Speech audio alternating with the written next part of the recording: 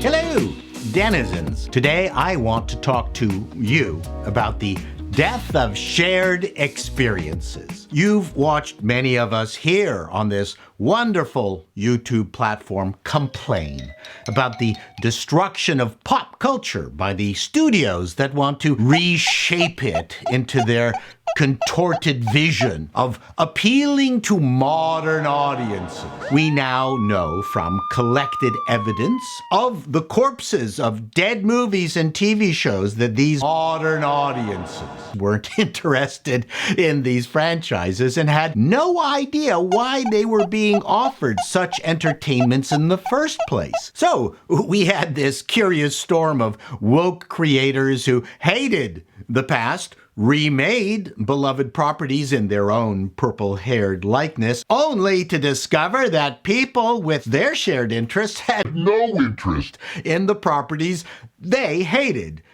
What a shock. Who could have predicted that? Therefore, my question is, why'd they bother? But we know the answer to that. They can't make anything new that's interesting on their own. And one reason for that is we are living in a world of diminishing shared experiences. We're getting corporatized, homogenized, lobotomized entertainment. Look, I'm all for diversity, but it sucks when you're trying to make a deep, meaningful, entertaining connection. Sure, we have a common humanity, and we share things like sickness, addiction, birth, death, sex, or the lack thereof. But we don't see stories about large families interrupting each other's lives anymore, like Kaufman and Hart's play, You Can't Take It With You. See?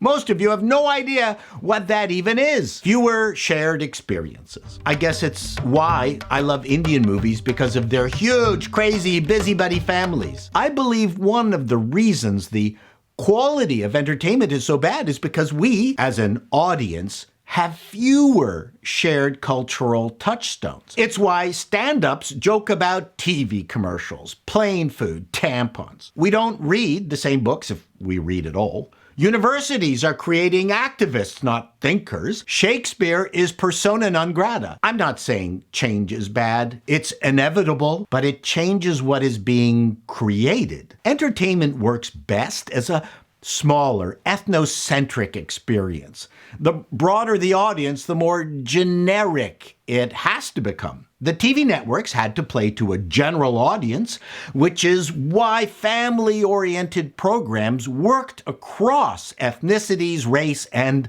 generations. But then that got blown up as families got scattered and no longer grew up within yelling and shouting distance of each other. Many people don't even have children. We are not teaching the classics because the kids are absolutely uninterested in history. My Plato's Republic jokes have been dying. In the pop culture realm, we have been attacked on multiple fronts. The source material in comics and books has been eviscerated by interlopers who hated the past and created an uninteresting future, which no one wants to buy. So after the movie and TV adaptations have bastardized the classic source material, we are left with referencing the new crap that no one is interested in. Brilliant. I remember when stand-ups had the luxury of performing to like-minded audiences, like when Red Fox played in strip clubs.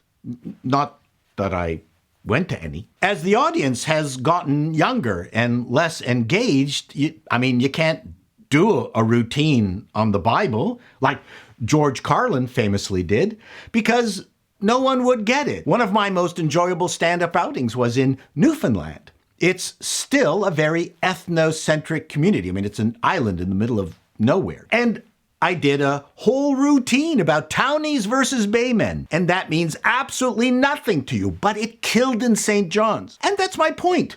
We're sort of getting the mass entertainments we deserve. Our shared interests are whatever is on our phones. Online, there are communities that share funny memes. Fallout memes are killer, but you'll never hear a sitcom character even mention Fallout or Saitama. Perhaps these studios will be forced to fund colleges and universities and teach literary classics just so there will be an audience for something other than superhero movies. The lack of a wider shared experience has created a fissure in comedy. I've watched social activist stand-ups preach to their own. I've watched MAGA comics playing to their Trump crowd. And the one thing they had in common was that they were both awful. You could argue that each of these groups have their own shared experiences, but it's too binary for my tastes and too thin. Comedy about saying out loud what people are afraid of even thinking is funny. Comedy confirming your tribal bona fide is not. Comedy used to be universal when we shared universal knowledge. We're sharing a lot of hate for each other these days. That's good for politicians, but it's not good for human beings. The other night, I told a joke to my wife that she laughed at. I made the mistake of thinking she wanted to hear more. Till next time, denizens, be seeing you.